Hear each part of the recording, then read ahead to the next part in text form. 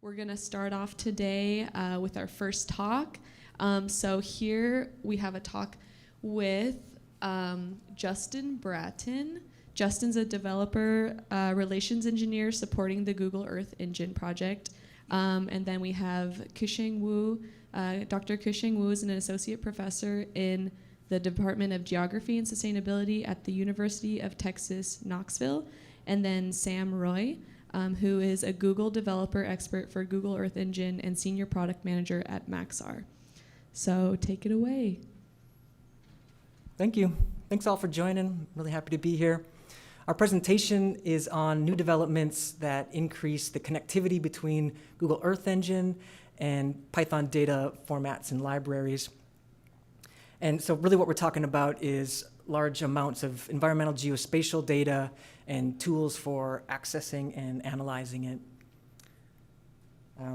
What we're looking at here is a marvelous view of Earth from 35,000 kilometers in space. It was captured by the GOES-16 weather satellite on the equinox a couple years ago. And what we can see here is the Western Hemisphere. It's rotating towards the sun illumination and then rotating away from it. We can see water moving through the atmosphere in the form of clouds. We can see a hurricane spinning out in the Atlantic. And so Earth is just wildly dynamic, right? We have changing shorelines. We have deforestation and regrowth. We have lake and reservoir levels rising and falling with temperature and usage. We have the influence of agriculture on landscapes. Meandering rivers in the Amazon rainforest, and urban expansion in Las Vegas,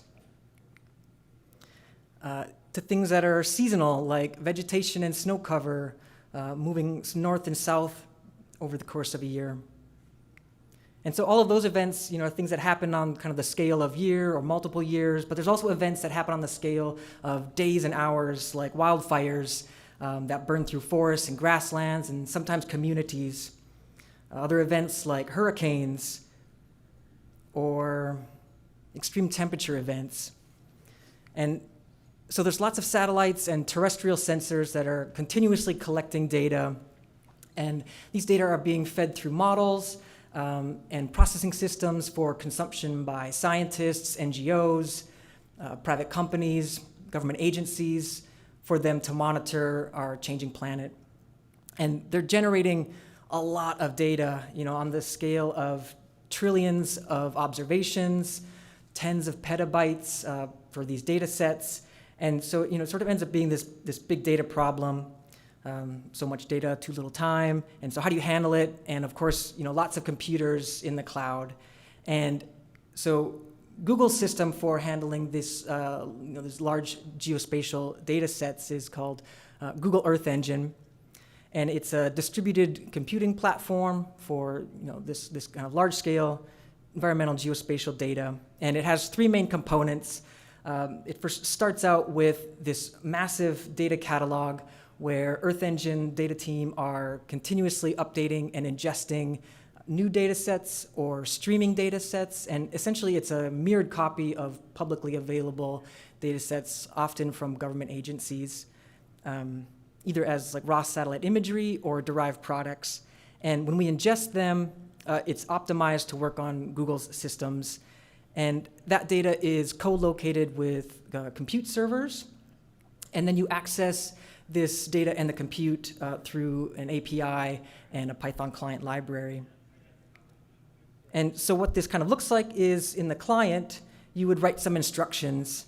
And so for instance, there's a region on Earth you're interested in, it's a time series, and maybe there are 100,000 images that you want to do something with. And so you write a function, Earth Engine, do this thing, it does some kind of computation, and then maybe in the end you want a mean statistic over time or space. And so you express this computation using Earth Engine's data classes for things like an image collection, feature collection, and then all of those data classes have associated functions and methods for describing this computation that you would like. So you write instructions, those instructions get sent across the web to Google's servers, and the instructions are interpreted, and the job is divided up among many workers, potentially, And then some result could be sent back to you, back to the client, some small amount, or maybe the result is really large and it needs to be exported and written to Google Cloud Storage.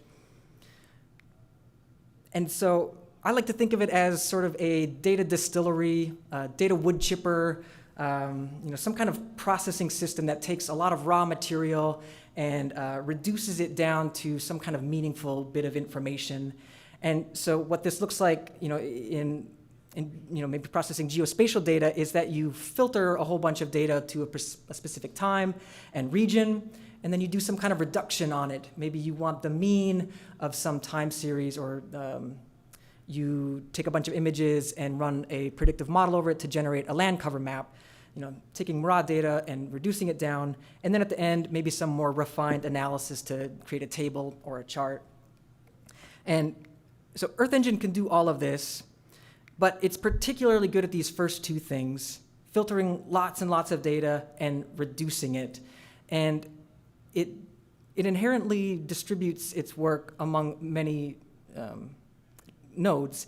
And so there's, one of the convenience factors about Earth Engine is that there's no setup involved to configure a cluster or anything. It just inherently knows how to divide up big, huge jobs and give you back a result. And another nice advantage is that geospatial data, it's representing data that belongs on a sphere, but our systems for processing data are often arrays, which are expected to be sort of in 2 dimensions. And so geographic data is often warped from a 3D field into a 2D field. And there's hundreds of different projections, and all different agencies use different ones. Different satellites have different scales for their pixels, so grids just often never line up. And in order to make them line up, you have to do some kind of processing to get them all into the same projection, the same pixel size, et cetera. But with Earth Engine, it works on a kind of pull basis. Whatever you want the analysis to happen in, the projection and the scale, the very final thing of your script basically says, I want all of this to happen in this projection, in this scale. And when those instructions get to the server, it sees that, and before it does anything, it reprojects all of the data to that projection. You don't have to do it. You just tell it, that's the projection I want to process in. But maybe it's not so great with analysis. And this is where Python data formats and libraries really shine. And so for sort of historically, Python with Earth Engine was, maybe you could describe it as a little bit janky, that you could do these top 2 things really well, but the analysis part of it, the result, you're working with maybe geotiffs that you get back, or a JSON blob that you have to then parse out. And so we've been, working on ways to add connectivity between Earth Engine and the greater sort of Python ecosystem for data processing. And so over the last year, we've added data connectors to get, common data formats like Pandas, GeoPandas, NumPy, and one of the more exciting things that happened in the last couple of years is GEEmap came out, which made it easy to prototype and interact with data in a notebook environment. And this opened up the possibility and the interest for working with Python more with Earth Engine, that you can quickly visualize your data. All this data is tiled, so you could zoom in and out of the Earth rapidly, and it's dynamic. These small image tiles can be clicked on, and you can request those pixel values instead of just looking at a static matplotlib image of some chunk. You can actually interact with the data, so it really helps with prototyping. And this built a lot of interest around maybe we can start to do more of analysis using Python. And it's become a really popular project. Lots of people are using it. It's often the first place that people are being introduced to geospatial data analysis. If you're in undergrad and university, there's a lot of professors now teaching remote sensing using GEEmap.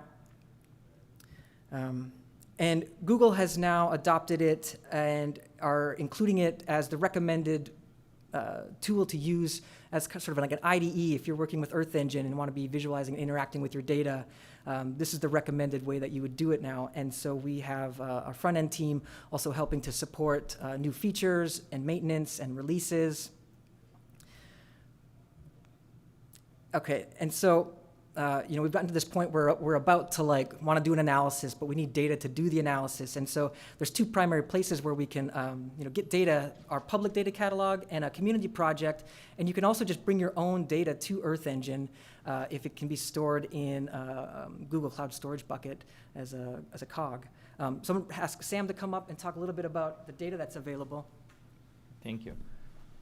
So one of the interesting things about that makes Earth Engine uniquely different from a lot of other platforms was when it first came out, which was about 2011, and by 2013, there was already the Landsat collection that was already on Google Earth Engine.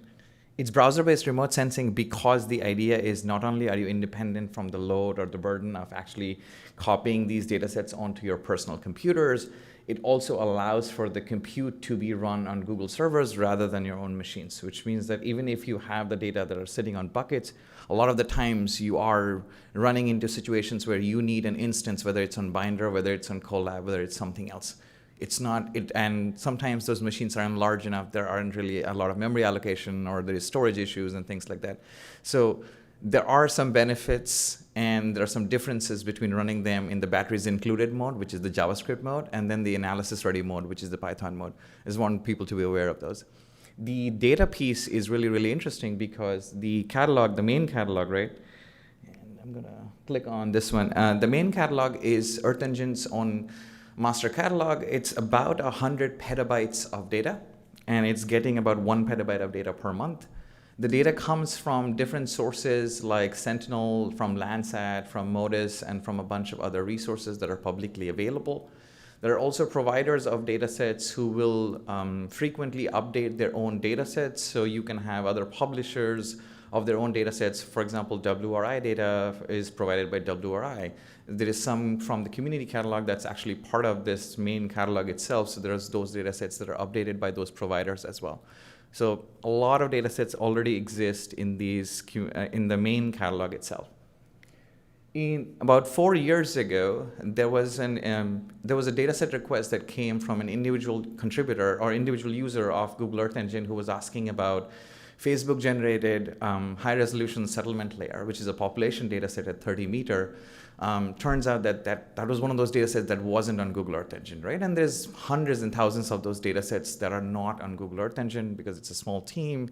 You can't necessarily know all the datasets that are useful to all researchers out there.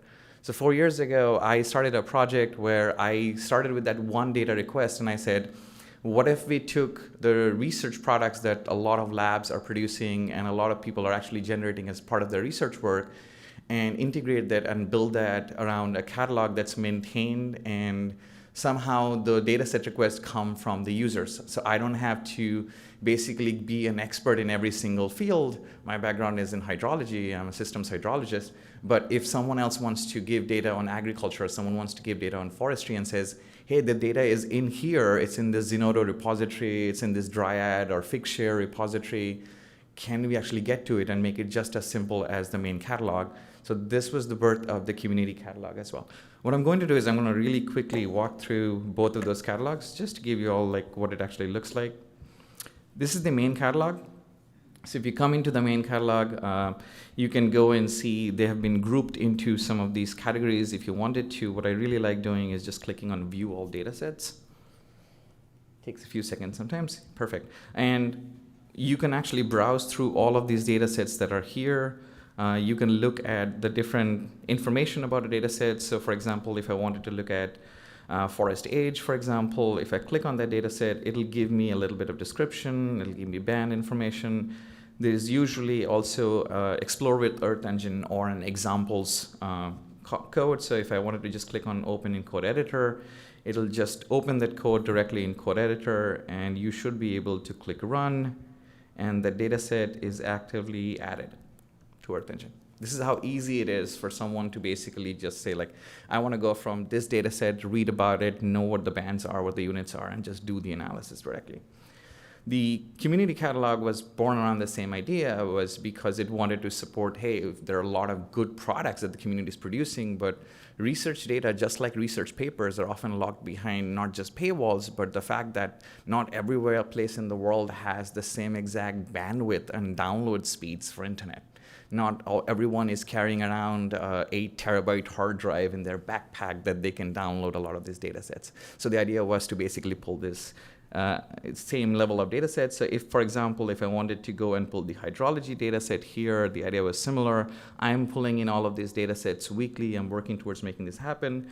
And if someone wanted to look at, for example, the global river obstruction data set or something like that, they can basically click on a sample code again. And what this should do is open up also in Earth Engine. And I should be able to click on run. And it allows people to then directly access this data set. This is research data set available for everybody. And one last thing that I wanted to tell is that this is open for people to contribute to. So if people wanted to add their own data sets, they can go to this website and actually contribute their own data set as well. I'm going to give this back to Chushang.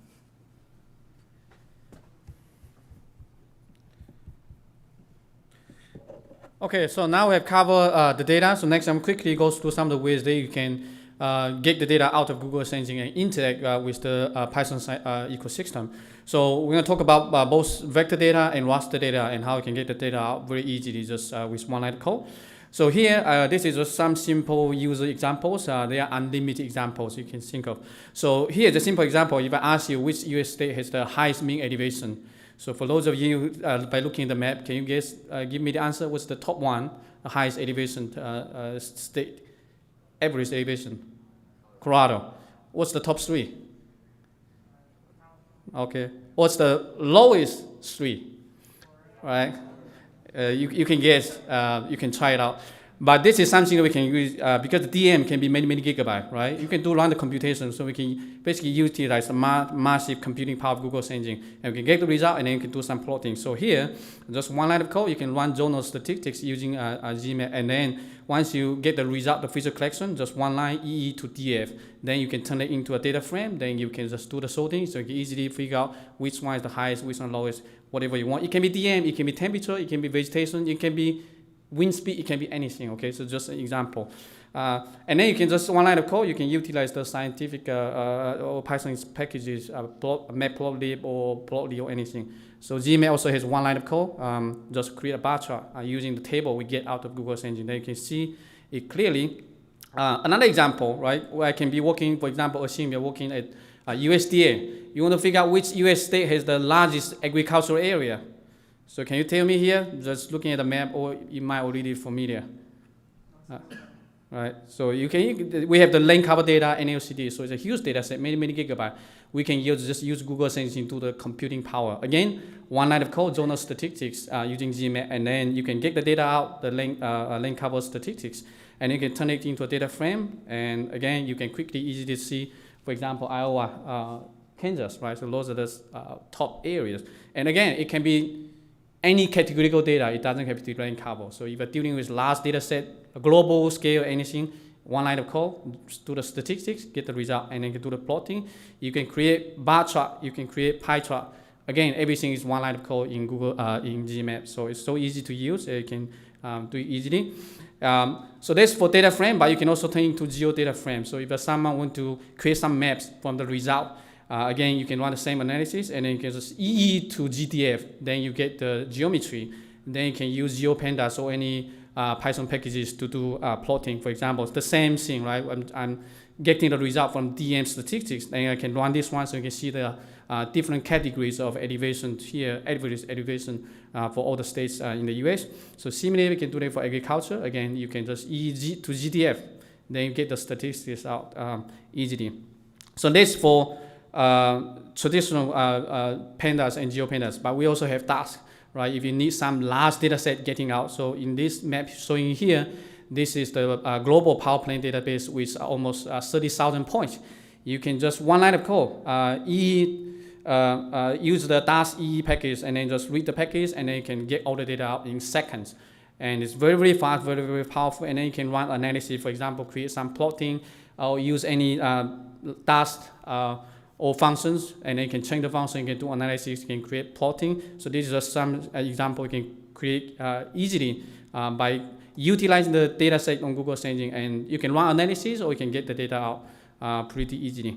So this is for vector data set. Google Search Engine is most suited for raster data set, so it has over 100 petabyte of satellite data, you name anything you can think of. So there are different ways you can get the data out. If you only want a small data set, you can use the gmap function e to NumPy, so you can pass any images, and you can get a small piece of image outside of Google Sensing. Then you can use, for example, matplotlib or any package you want to read.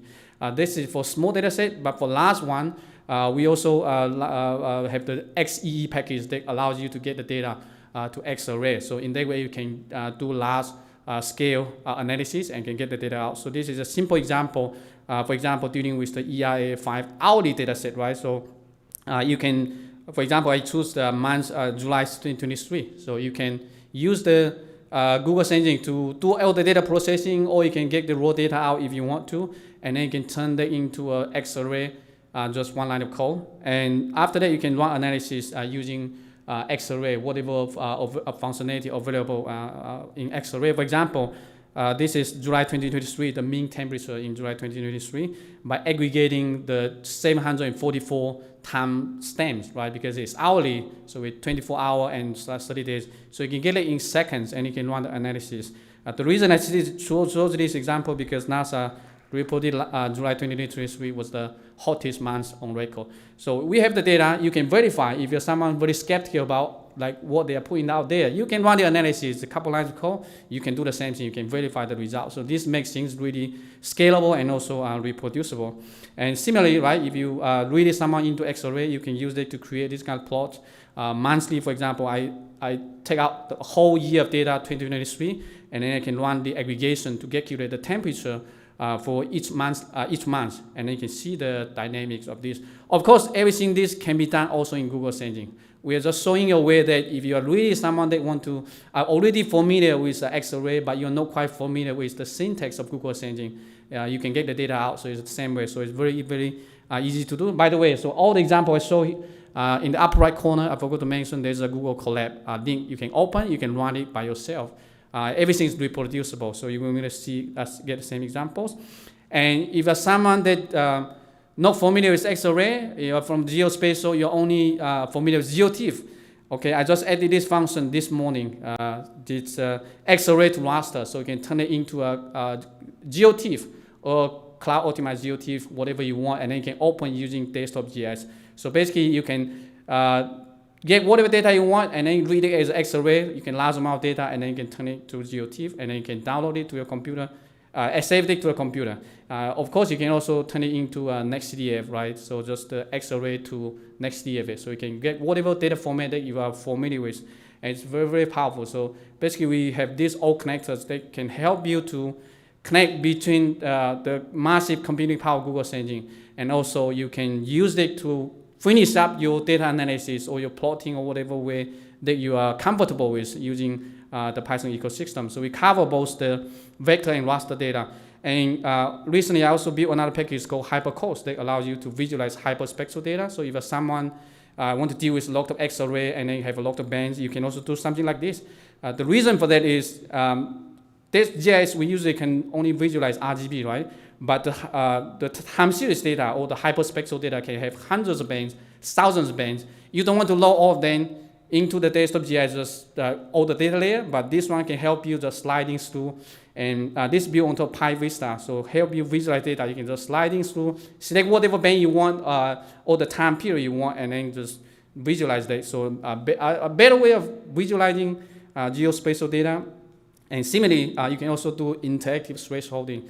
So if you think about here, it looks cool, but this gives you a way for you to easily see, for example, the temperature in 2023 in every location, at what month the temperature surpass certain threshold, right? You can, traditionally, you can open all the layer in GIS and then trying to go through each layer, but this one gives you a 3D structure, so you can easily see in this location, this couple months past the temperature, something like that. So it can be temperature, it can be wind speed, it can be soil moisture, it can be anything. So just give you an example. So these are some of the ways that you can interact, getting the data from Google Sensing, computing, and then visualize using whatever Python package that they are familiar.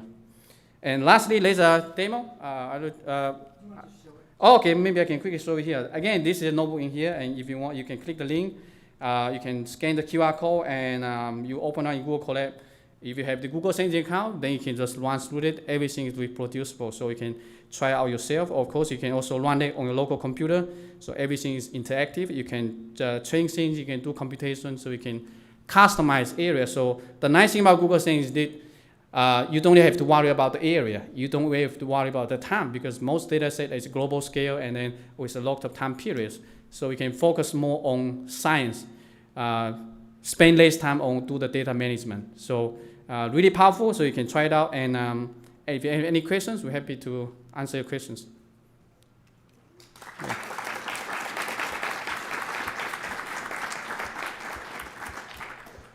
And here's the slide, if you want access to the slides.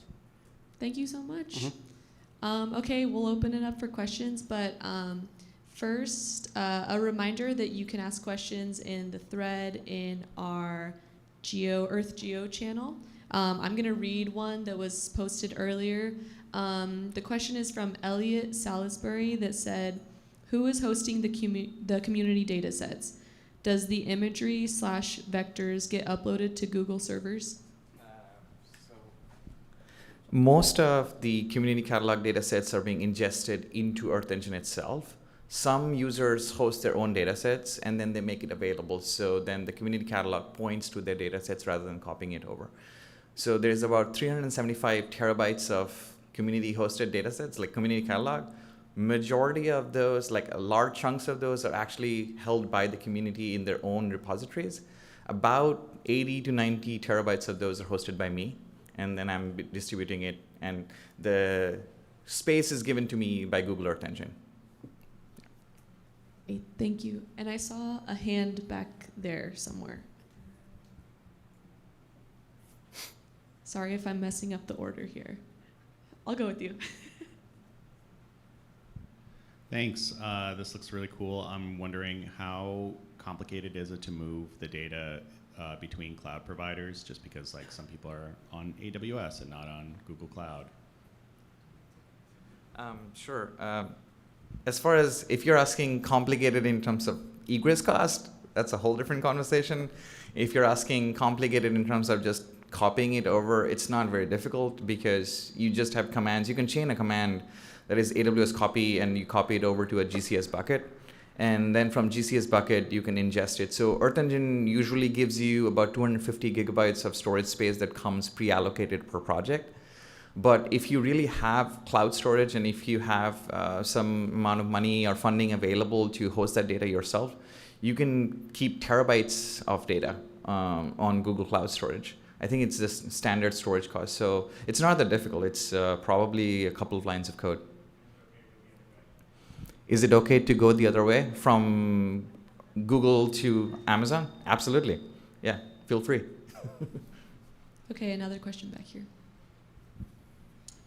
Hi, I used Google Earth Engine for my master's, and one of the things I like about the work, or one of my questions about the work here is when you move beyond GE map, so you like move to the like XEE, the Xarray, if you do a computation, so you say like Xarray data set, do this computation, is it translating that to GE map to then do that work on Google Earth Engine, or when you come to Xarray, are you doing that computation locally? And do you need to define your other filters in GE map first? If you get the data out to Xarray, then it's outside Google Sensing, so it's not in the cloud anymore. So you will need to utilize those computing power available in your machine. So the recommended way is do everything possible in Google Sensing, all the computing, and there's something that's not really possible, then you get a small subset data out and then you continue. And then you can use whatever the way that you're familiar. So yeah, once you get the data out, it's not optimized. Just like you're watching a movie on Netflix, it's streaming, it's fast, but if you're trying to download the last high resolution and then get to a computer, then you need to have some hardware to actually to be able to play it. So that's why we usually recommend don't try to get the whole raw data set, terabytes data out. Even if you get it out, you cannot really compute. You need the large computing power. So try to do things in the cloud, and then small things that you can fine tune or whatever using your local computing power or your Python environment. And everything that you, for example, Xarray or any local GeoTIFF, you can still visualize the data using GMap. GMap can visualize both data from Google Sensing or any local data set, vector data set, or GeoTIFF. Just add vector or add raster, and just one line of code. Yes. Thank you. Yeah, did you ask? Quick question. Do you support or plan to support getting data out as a geo arrow table-like thing? Yeah, certainly there's something we're thinking about, because we know for large vector data set, if you have PyArrow and other data set, can be easily visualizing Longbow or other packages. And that's something I will experiment it first using LeafMap, and then I'll port into GMap. Okay, that's it for today. But if you have any follow-up questions, feel free to add those to the thread or follow up with our presenters. But thank you. Thank you very much.